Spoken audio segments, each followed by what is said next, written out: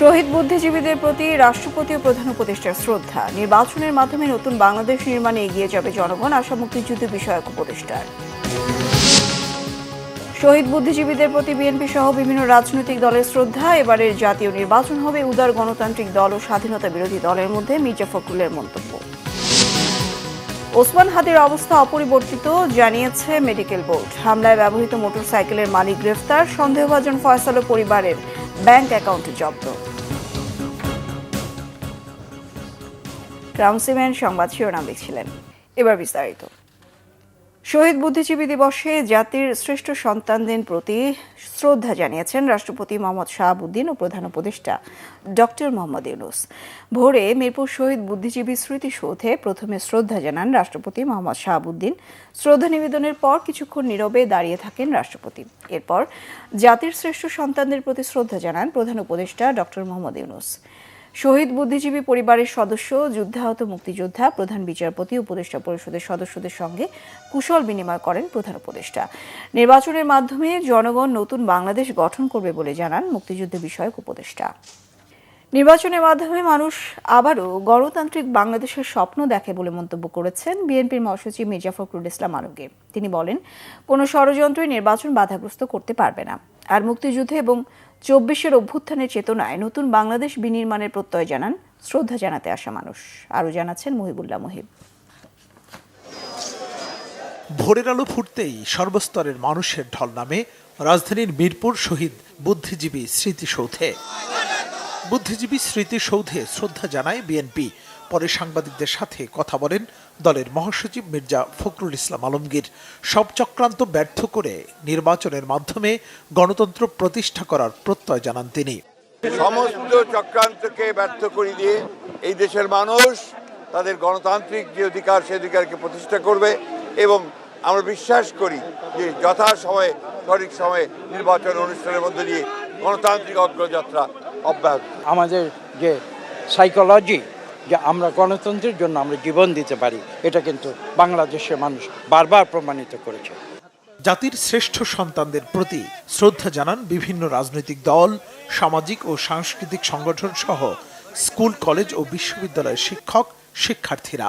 উগ্র একটা স্বৈরতন্ত্রকে বিদায় দিয়েছে, কিন্তু আমরা দেখছি নতুন এক ধরনের জবরদস্তি, নতুন এক ধরনের ফ্যাসিবাদী চিন্তা চেতনা আমাদের বহুত্ববাদী সমাজকে আমরা দেখেছি কখনো ধর্মের নামে, বিভিন্ন মতাদর্শের নামে আমাদের উপরে নতুন করে জবরদস্তি চাপিয়ে দেওয়া হচ্ছে। নির্বাচনকে বানচাল করার জন্য এবং গণ অভ্যুত্থানকে নস্যাৎ করার জন্য, গণ অভ্যুত্থানের যারা প্রতিচ্ছবি ছিল, যারা নায়ক ছিল, নেতা ছিল, যারা অংশগ্রহণকারী ছিল, তাদেরকে টার্গেট করে হত্যা করা হচ্ছে।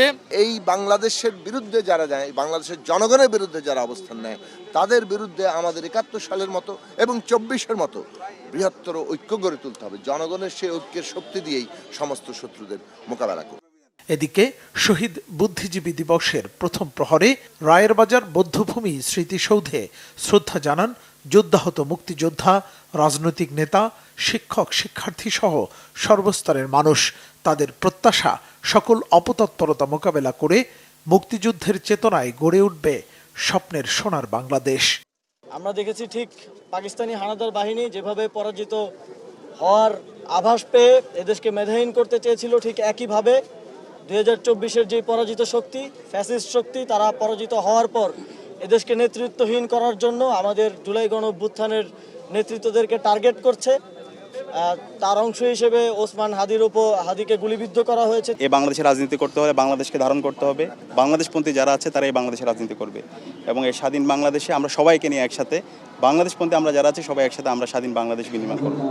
তবে অন্যান্য বছরের তুলনায় এবারে শহীদ বুদ্ধিজীবী দিবসে রায়ের বাজার স্মৃতিসৌধে মানুষের উপস্থিতি ছিল কিছুটা কম। লাখো শহীদের রক্তে কেনা বাংলাদেশের প্রতিচ্ছবি হয়ে খোদ দাঁড়িয়ে আছে রায়ের বাজার বৌদ্ধভূমি স্মৃতিসৌধ। এখানেই ১৯৭১ সালে এদেশের প্রখ্যাত সাংবাদিক, চিকিৎসক, শিক্ষক সহ বুদ্ধিজীবীদেরকে ধরে এনে হত্যা করেছিল পাকিস্তানি হানাদাররা। সেই দিনটিকে স্মরণে সকাল থেকেই সর্বস্তরের মানুষ শ্রদ্ধা জানিয়েছে এই স্মৃতিসৌধে। তবে হাদির উপর গুলিবর্ষণের ঘটনায় কিছুটা আনুষ্ঠানিকতায় ভাটা পড়লেও মুক্তিযুদ্ধের চেতনা বাস্তবায়নে, নতুন বাংলাদেশ বিনির্মাণের পথে সর্বাত্মক সহযোগিতার আশ্বাস দিয়েছেন শ্রদ্ধা জানাতে আসা মানুষ। মুহিবুল্লাহ মুহিব, বাংলা ভিশন, ঢাকা। বিএনপি মহাসচিব মির্জা ফখরুল ইসলাম আলমগীর বলেছেন, এবারের জাতীয় নির্বাচন হবে দুই শক্তির মধ্যে, একটি উদার গণতান্ত্রিক দল ও অন্যটি স্বাধীনতা বিরোধী দল। স্বাধীনতা বিরোধীরা ভুল পাল্টে এখন জনগণের কাছে ভোট চাইছে, কিন্তু স্বাধীনতা বিরোধীদের ক্ষমা করার কোনো কারণ নেই। রাজনীতি ডিপ্লোমা ইঞ্জিনিয়ার্সের জাতীয়তাবাদী মুক্তিযোদ্ধার দল ও মুক্তিযুদ্ধের প্রজন্ম আয়োজিত আলোচনায় এসব কথা বলেন তিনি। মির্জা ফখরুল আরও বলেন, বিএনপি বারবার পরীক্ষা দিয়েছে, কোনো ষড়যন্ত্রের কাছে মাথা নত করেনি। ফ্যাসিস্ট আওয়ামী লীগের দ্বারা বিএনপি চেয়ারপারসন বেগম খালেদা জিয়া অমানবিক আচরণের শিকার হয়েছেন, তবুও অন্যায়ের সাথে আপোষ করেননি। ওসমান হাদির উপর হামলার মাধ্যমে দেশকে অস্থিতিশীল করার চেষ্টা চালাচ্ছে আওয়ামী লীগদের কুচক্রীরা, এমন মন্তব্য করেন মির্জা ফখরুল। গুলিবিদ্ধ ইনকিলাব মঞ্চের আহ্বায়ক ওসমান হাদির শারীরিক অবস্থা অপরিবর্তিত রয়েছে বলে জানিয়েছেন তার চিকিৎসায় গঠিত মেডিকেল বোর্ডের সদস্য ডাক্তার আব্দুল আহাদ। বেলা 1টার দিকে এভারকেয়ার হাসপাতালের সামনে তিনি সাংবাদিকদের জানান, শুক্রবার রাতে তার অবস্থা যেমন ছিল এখনও ঠিক তেমনই রয়েছে।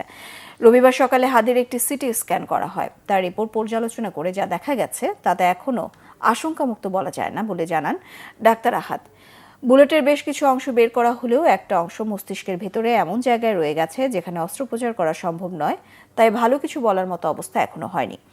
পরিবার যদি তাকে উন্নত চিকিৎসার জন্য দেশের বাইরে পাঠাতে চায়, সেটা জানার পর মেডিকেল বোর্ড সিদ্ধান্ত নেবে। ওসমান হাদির ওপর হামলায় ব্যবহৃত মোটরসাইকেলটির নম্বর প্লেটের সূত্র ধরে একজনকে গ্রেফতার করা হয়েছে।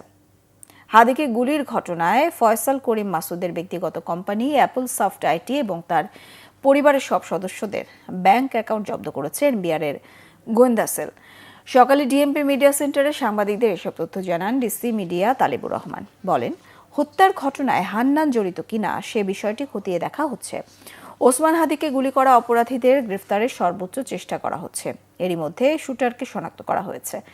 এক প্রশ্নের জবাবে তিনি বলেন, অপরাধীরা পালিয়েছে কিনা এমন কোনো তথ্য জানা নেই। ভোটের মাঠে প্রার্থীদের নিরাপত্তার বিষয়টি গুরুত্ব দেওয়া হচ্ছে জানিয়ে নগরের আইনশৃঙ্খলা পরিস্থিতি স্বাভাবিক রাখতে চেকপোস্ট, টহল কার্যক্রম বাড়ানো হয়েছে বলেও জানান ডিসি মিডিয়া।